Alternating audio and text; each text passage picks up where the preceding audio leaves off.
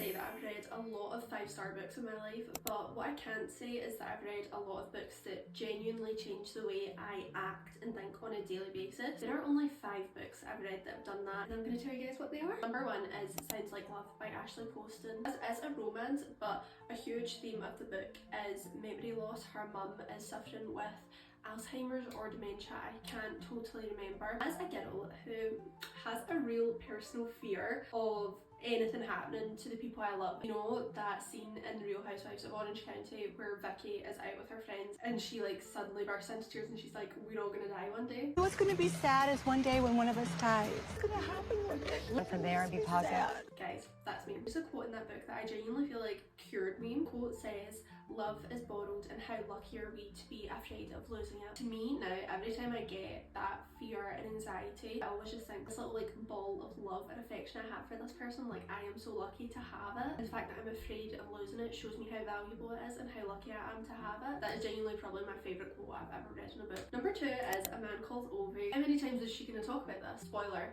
For the rest of my life. A Man Called Ove follows an old man who is the neighbourhood grump. No one wants to speak to him because he's always shouting at people, he's always getting people into trouble. He has new neighbours who move in across the street and they just cannot seem to leave him alone. The book is really just about the power of human connection. It's changed the way I view people. Grumpiness and maybe just not being very nice is just a symptom of loneliness. But yeah, it was just one of those books I walked away from feeling like so positive about the world. Number 3 is Dark Matter by Blake Couch. This is about a guy making dinner with his wife and kids. He's very happy. His only sort of question in his mind is like, what would have happened if I didn't give up my career to be a parent? He wakes up in an alternate universe where he didn't give up his career to be a parent. He doesn't have a wife, he doesn't have a son. We follow him trying to get back to his universe. This had the impact on me that I think the Midnight Library tried to have. It kind of talks about this idea of the multiverse and like how there's infinite versions of you out there who made infinitely different choices. There's a quote in Dark Matter that's like, out of all the multiverses, like, I am so glad I am in this one with you. I just find that so touching.